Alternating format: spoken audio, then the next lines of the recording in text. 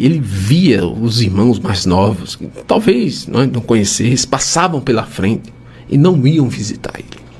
Veio a pandemia, só piorou porque houve o isolamento social. E um pouco antes e depois da pandemia já vinha acontecendo isso. Fora a perseguição que ele sofreu dentro, quando chegaram a dizer que por causa da idade dele ele não podia mais fazer o que ele tanto amava. E passou um ano doente dessa doença terrível. Nessa época, nos momentos finais da vida do meu avô,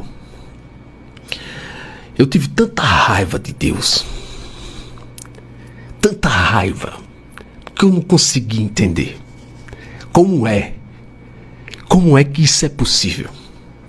Uma pessoa que dedicou a vida a uma causa, a ele, morrer daquela forma.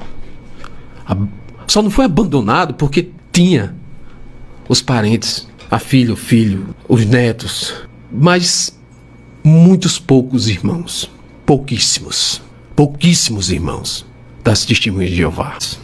O meu pai, ele é de Arapiraca. Quando o meu pai conheceu a minha mãe, ela estava pregando de casa em casa. A minha mãe saiu do Rio de Janeiro porque o meu avô tomou uma decisão de abandonar o emprego para viver e servir a Deus. E levou como servo ministerial, é como se fosse um missionário. E levou minha mãe, a esposa, a minha avó Cleide, e meu tio também, todos para o Nordeste. Foram para o Ceará, como eu já disse, Ceará, Sergipe e Arapiraca. E na pregação de casa em casa, a minha mãe conheceu meu pai. Passando na serraria onde ele trabalhava.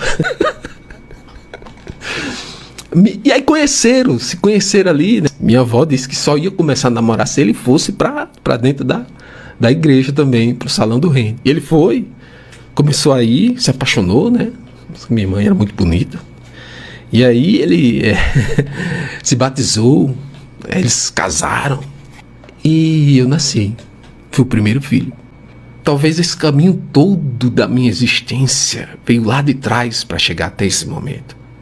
E daqui para frente eu passar essa mensagem para você que está ouvindo, que também não entende por que algumas coisas acontecem. Às vezes a gente nunca vai saber por que aconteceu. Às vezes sabe. Porque você não passou no concurso ainda. Porque um familiar seu morreu. Porque amanhã ou depois você pode ter uma doença incurável e morrer. São coisas que a gente não tem a resposta. Mas se ela existe e não é obra do acaso, só você tendo fé para saber.